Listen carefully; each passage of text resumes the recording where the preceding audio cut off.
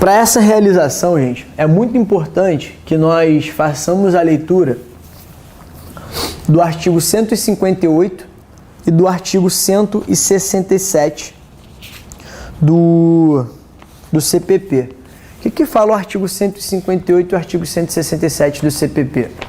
Ele fala o seguinte: quando a infração deixar vestígios, será indispensável o exame de corpo de delito, direto ou indireto, não podendo supri-lo a confissão do acusado. Então, nós já podemos fazer a anotação aqui no seguinte sentido: quando deixar vestígios,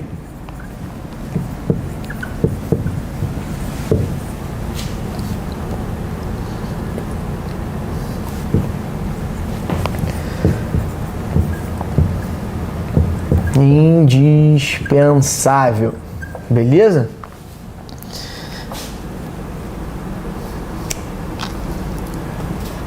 Será indispensável o exame de corpo de delito, direto ou indireto. Deixou vestígio, quando a infração ela deixar um vestígio, é indispensável o exame de corpo de delito. E não pode suprir a confissão. Aqui a gente tem que, não podendo suprir a confissão. O que isso quer dizer? Não podendo suprir a confissão. Existe uma coisa que se chama prova real ou tarifada, que é quando você dá valor às provas no processo penal. No nosso Código de Processo Penal, no ordenamento pátrio, não existe essa tarifação de provas. Às vezes uma pessoa ela confessa um crime para livrar alguém desse crime ou de um outro crime. Ela confessa um crime para poder fazer ele faz essa confissão para livrar algumas pessoas. Então, assim, não pode suprir o exame de corpo de delito a confissão daquele autor do fato. Exatamente por isso. Porque não se pode levar em consideração tão somente aquilo que está sendo falado pelo autor do fato. Porque ele deve estar escondendo um outro crime, ou porque ele está confessando esse crime porque esse crime é menos grave, então para estar livrando a barra de uma outra pessoa. Então o exame, quando deixar vestígio, deve ser feito o exame de corpo de delito, porque é indispensável, e não podendo suprir o exame de corpo de delito, a confissão do acusado, beleza? E o artigo 167, ele fala o seguinte: não sendo possível o exame de corpo de delito, por haverem desaparecido os vestígios, a prova testemunhal poderá suprir-lhe a falta.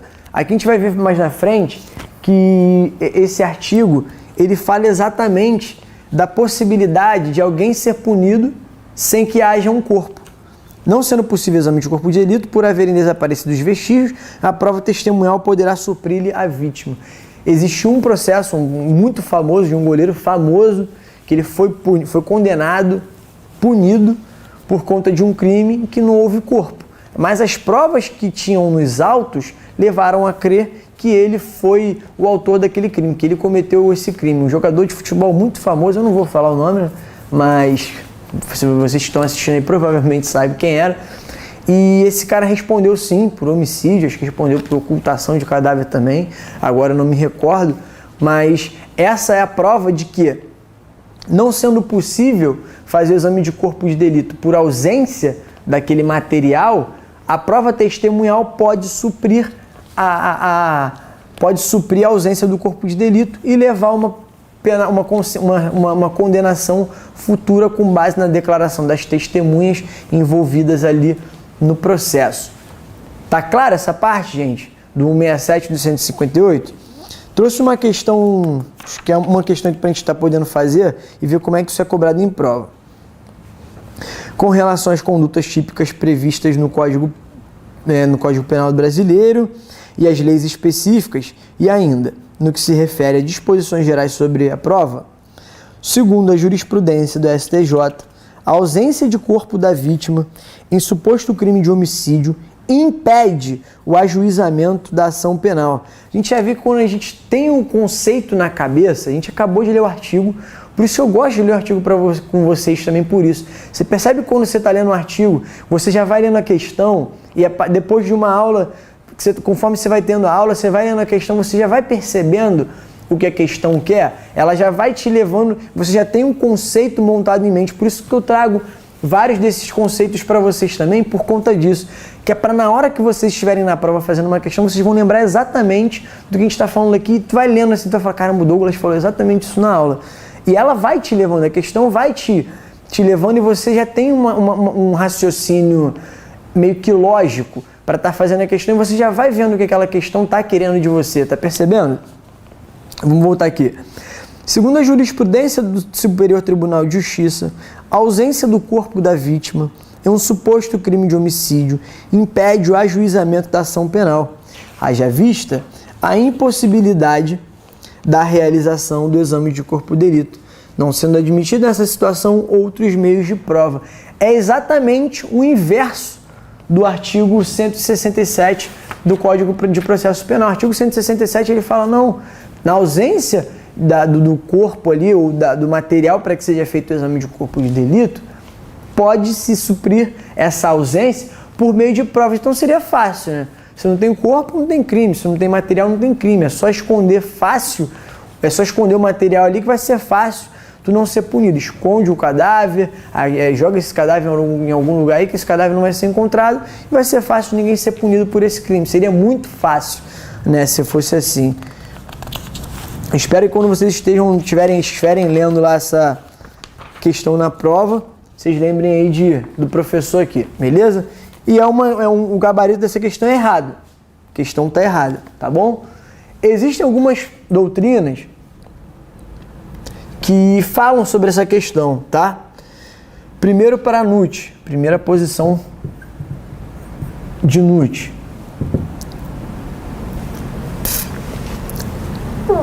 Calma aí, quando deixa vestígios.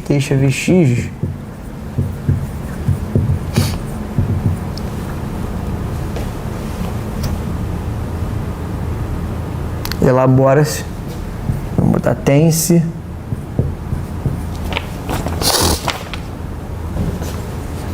O exame direto. Tem-se o exame direto, que é aquele onde os peritos possuem vestígio para análise. Tem vestígio para análise. Não sendo possível o exame indireto.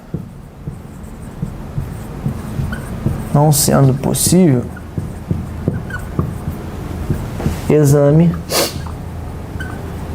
Caramba. Porra, que merda. Exame indireto. O que isso aqui está falando? O que o Nutt fala sobre essa questão da possibilidade do exame de corpo de delito direto e indireto? Se deixa vestígio, tem seu exame direto. Se não tem, não sendo impossível, faz seu exame indireto. Eu tenho um exemplo prático para dar aqui para vocês. Eu fui contratado para trabalhar num processo em que uma mulher ela se submeteu a uma cirurgia e ficou muito mal mesmo. Ela, na mesa de cirurgia, ela passou mal, enfim, começou a dar uma série de complicações nessa senhora e nós estamos alegando que foi decorrente do procedimento médico, tanto que ela não consegue nem sair de casa. O que nós pedimos para o delegado competente que está investigando o caso? Falei, doutor, não tem como fazer um exame de corpo de delito direto nessa senhora, não. Tem como fazer um exame de corpo de delito indireto. Quer fazer? Ah, mas como é que eu vou fazer isso? Não posso mandar o perito do IML ir lá. Falei, doutor, não tem problema. Sabe o que nós podemos fazer? Eu junto todo o laudo médico dela, tudo que ela tem de prontuário, laudo médico, juntamente com o laudo do médico de confiança nosso, mando para o senhor e o senhor encaminha para o IML e o IML vai fazer um exame de corpo de delito indireto nela mesmo sem vê-la. Então, assim, não é o caso de não ter deixado vestígio. Nesse caso, é a impossibilidade da vítima poder se direcionar até o IML, Instituto Médico Legal. Ela não podia se direcionar até o IML, mas o exame de corpo de delito vai ser feito de forma indireta com base no laudo médico. Existe essa possibilidade também, tá? Atenção aqui, vocês, para o seguinte. Atenção. Outra coisa, esqueci de falar. Se for frustrado o exame direto ou indireto, a confissão do réu, ela não pode suprir a omissão, tá? Então, assim, não tem um exame de corpo de delito. Mesmo que aquele cara queira confessar aquele crime, essa confissão, a confissão dele ela não supre a omissão do corpo de delito. Não tem como tu suprir a omissão do corpo de delito com base tão somente na confissão. Não. Se o juiz der uma sentença, ele não pode dar com base tão somente naquela confissão dele. Beleza? Ficou claro isso? Não sendo possível, frustrado o exame direto ou indireto, a confissão desse réu não vai suprir a omissão, beleza? A omissão desse exame de corpo de delito. Atenção 1 aqui para vocês. Atenção. Se te for impossível, nós já vimos, impossibilitado o exame, a prova testemunhal poderá suprir essa omissão. Nós já vimos essa questão, isso aí está pacífico para a gente, né? Impossibilitado do exame, a prova testemunhal poderá suprir essa omissão. Atenção 2. Não tendo o exame ou prova testemunhal e ainda assim o processo é deflagrado, nós estamos diante de uma nulidade absoluta, tá? O que isso quer dizer? Não tendo o exame, não tem um exame, não tem uma prova testemunhal, e ainda assim esse processo segue sem nada, sem nenhum indício de autoria, de materialidade, está diante de uma prova, de um processo completamente nulo, tá? Artigo 564, 3b do CPP. Vou anotar aqui para vocês, ó. 564, 3b do CPP, tá? Cadê o apagador? Deixa eu apagar aqui essa segunda parte do quadro.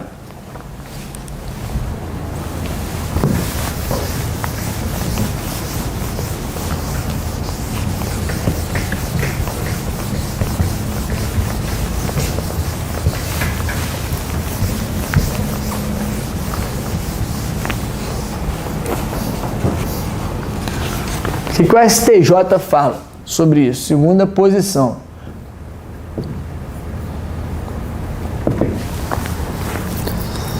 Para o STJ, o exame indireto ele não conta com a intervenção do perito ou elaboração do laudo, sendo sinônimo de ouvir a testemunha. O que isso quer dizer? O exame indireto ele não conta com a intervenção não conta com a intervenção de um perito ou elaboração do laudo. Então ele vai ser a mesma coisa do que estar ouvindo uma testemunha, beleza? Segunda posição. E a terceira posição sobre essa questão para Denício Feitosa.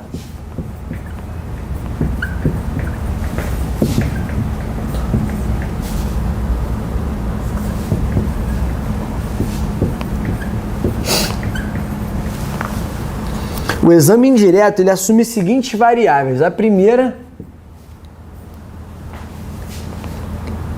exame indireto pericial. É aquele que conta com a intervenção do perito na elaboração do laudo. Então, exame indireto pericial, intervenção do perito. Intervenção do perito. Tá? 2. Exame indireto judicial. Indireto judicial.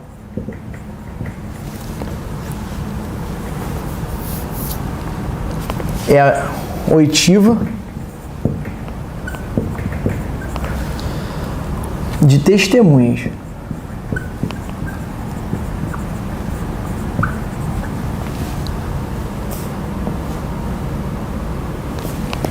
Que atestam, testemunhas que atestam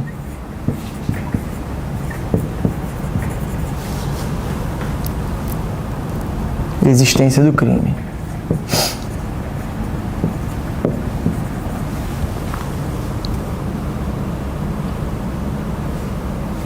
do crime. E aqui não conta com a intervenção, não conta com a intervenção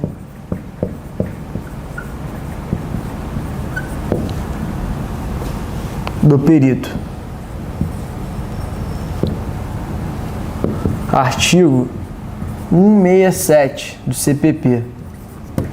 Dá uma lida no artigo 167 do CPP. Uma questão também muito importante é a questão de horário. Horário de perícia. Tá? Horário de perícia. Ela pode ser realizada 7 dias por semana.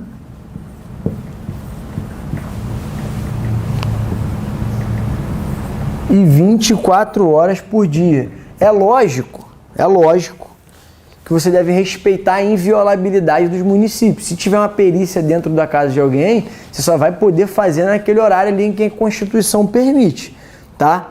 Na autópsia ou na necrópsia, os peritos eles devem respeitar o tempo de 6 horas da constatação do óbito. Vocês, quando estiverem lá na polícia, se vocês forem fazer uma necrópsia num cadáver, essa necrópsia só vai poder ser feita depois de 6 horas da constatação do óbito. Constatou, 6 horas depois que esse cara morreu, aí sim pode fazer essa necrópsia, beleza? E aqui vamos falar da condição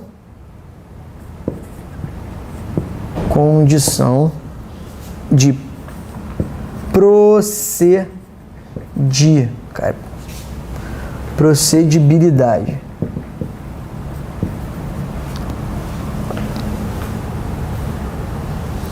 O que é a condição de procedibilidade? Sem a perícia, ela é uma condição de procedibilidade. Sem a perícia, não tem como você dar prosseguimento em determinadas ações penais. Nós já falamos aqui que sem o laudo de constatação definitiva de droga, não tem como dizer que aquele produto era uma droga e é uma condição de procedibilidade efetivamente. Não tem como você estar punindo alguém sem uma perícia técnica, até para a própria efetivação de um porte ilegal de arma de fogo.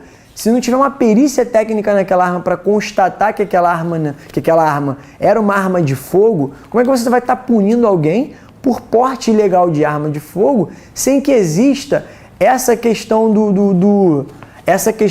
como é que você vai conseguir provar que esse cara estava cometendo um crime de porte ilegal de arma de fogo sem que haja uma constatação naquela arma ali de que de fato era uma arma apta a efetuar disparo. Então é uma condição de procedibilidade essa perícia, tá?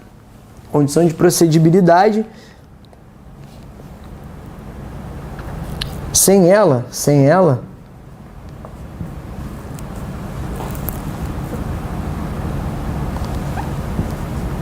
não se pode deflagrar ação penal. Beleza, gente? Então, sem uma perícia técnica, não tem como fazer não tem como se deflagrar uma ação penal. A perícia é condição de procedibilidade no processo penal. Perfeito?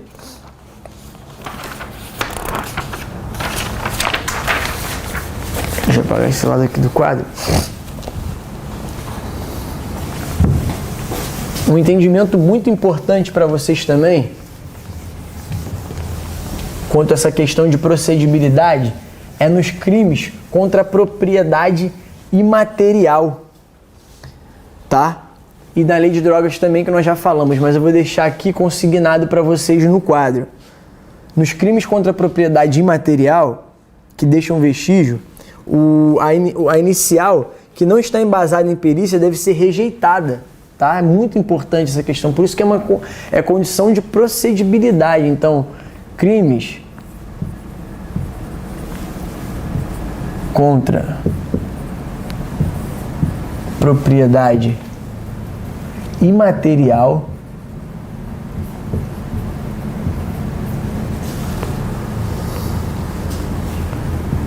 exigem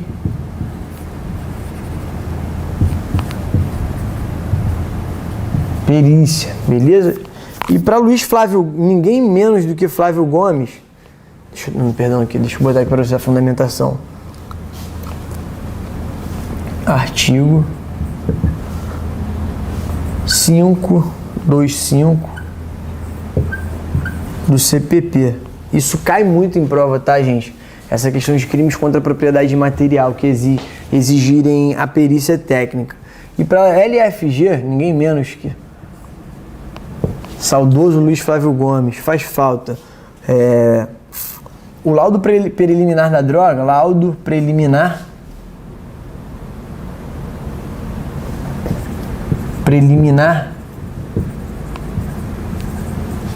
da droga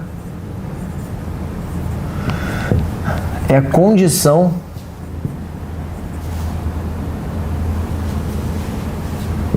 de procedibilidade também. O preliminar, hein, gente? Também. Porque sem ele, sem um laudo preliminar, tu não vai conseguir instaurar um APF, um auto de prisão em flagrante, não vai conseguir dar prosseguimento num inquérito, não vai poder lavrar esse auto de prisão em flagrante. Então, assim, não consegue fazer nada. Tem que ter esse laudo preliminar, é uma condição de procedibilidade. Esse laudo, próprio laudo preliminar. Tá? Já que a gente está falando de provas, vamos falar da confissão, tá? Do réu. Como é tida a confissão do réu pro Código de Processo Penal? O que é a confissão do réu? Tá? É quando o próprio réu ele reconhece como verdade todos aqueles fatos que pendem sobre ele. O réu ele entende que é verdade, não é verdade sim, ele confessa todos aqueles fatos que pendem sobre ele, tá? Atenção aqui para a confissão do réu, atenção.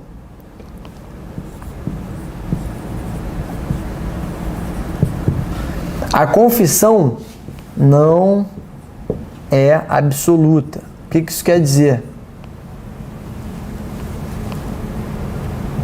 Não é absoluta.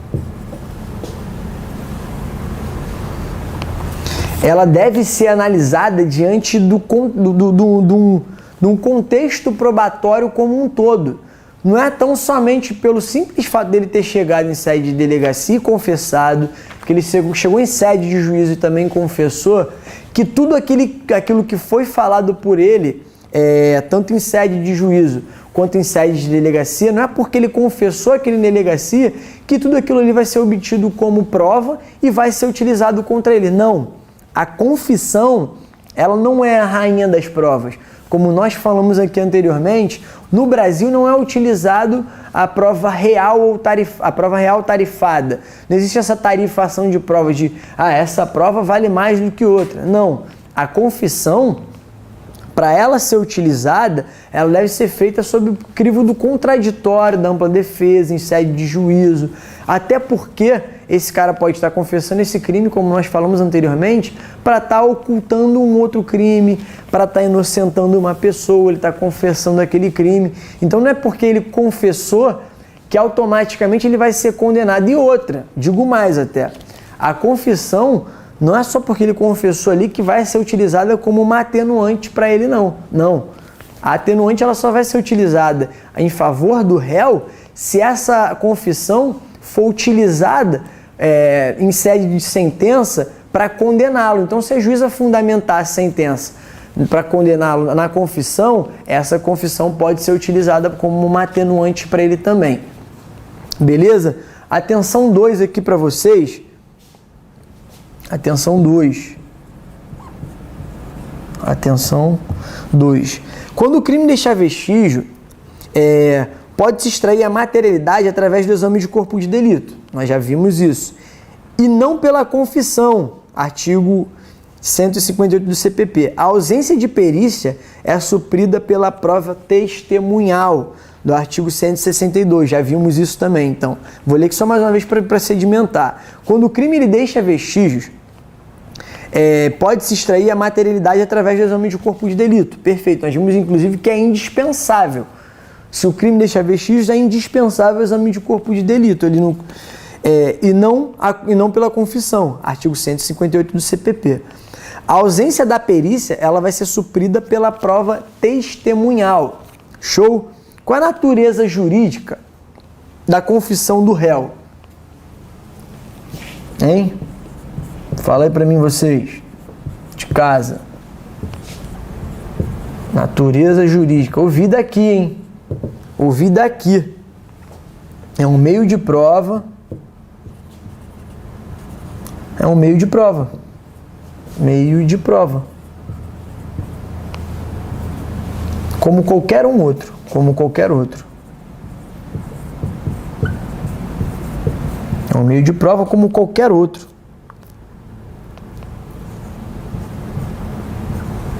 Vou botar aqui bem grande para vocês. O valor dele é relativo. Não tem valor absoluto. O valor da confissão é um valor relativo. Relativo. Beleza, galera? Vocês estão comigo? Estão me ouvindo bem? Segunda-feira dessa, vocês vão passar com certeza, hein? Deus vai recompensar todo o esforço de vocês.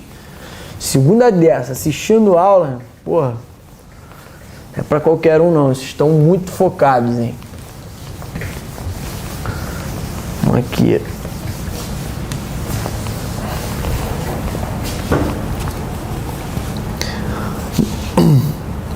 Classificação da confissão, tá? Classificação. Classificação da confissão. Primeiro,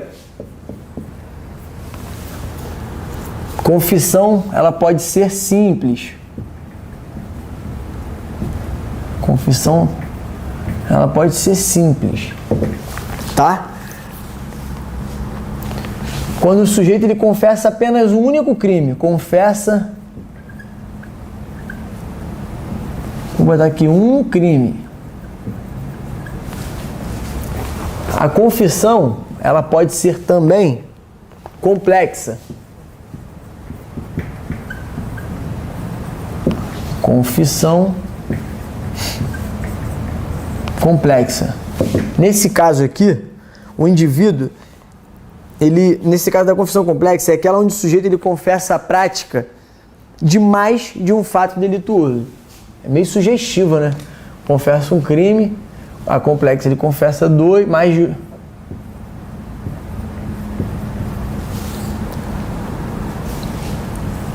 Confessa mais de um crime. E na confissão qualificada, o que esse cara quer?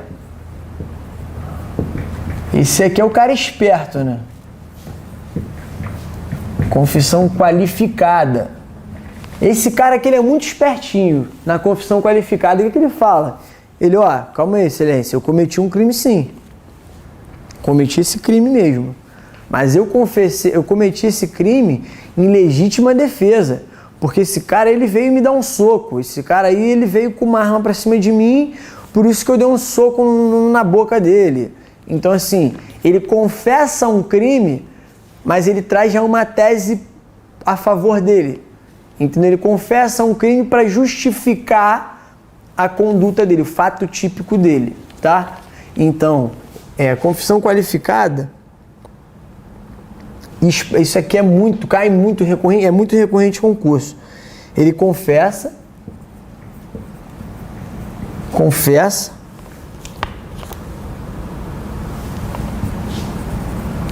mas se defende. Ele tira o dele da reta, né? Vamos falar o português claro, mas se defende daquilo que lhe é imputado. Que lhe é imputado. Esse cara aqui, ele quer tirar o dele da reta, então ele fala o seguinte, cara, deu um soco mesmo, mas deu um soco na cara daquele cara lá porque ele veio pra cima de mim com uma arma, ele veio com uma garrafa pra cima de mim, eu dei um soco nele mesmo. Então ele é espertinho, Ele confessa, mas ele traz uma tese valorativa para tirar o dele da reta. Ele não quer responder por esse crime, ou às vezes ele está falando a verdade mesmo. Então essa é a confissão qualificada. Um aspecto muito importante também é a confissão versus o direito ao confissão versus o direito ao silêncio. A gente sabe que muitas das vezes, e é um direito constitucional, o direito ao silêncio. Tem gente que simplesmente incede juízo, mas por mais que ele... a pessoa fica nervosa na frente de um juiz, não quer falar. Tem gente que não tem essa destreza de falar na frente das pessoas. Por mais que esteja respondendo por um crime, ele quer se manter em silêncio, quer ficar quieto, não quer falar nada. E esse direito dele de permanecer em silêncio não pode, de forma alguma, ser considerado uma confissão. De jeito algum, de jeito maneira. O direito ao silêncio é um direito que assiste a qualquer pessoa, tá? Então, assim, o exercício do direito ao silêncio ele não implica confissão. Inclusive está pautado na Constituição Federal, né? E não poderá ser punido por esse exercício por ele exercer esse direito dele de permanecer em silêncio. Não existe no Brasil, não existe a confissão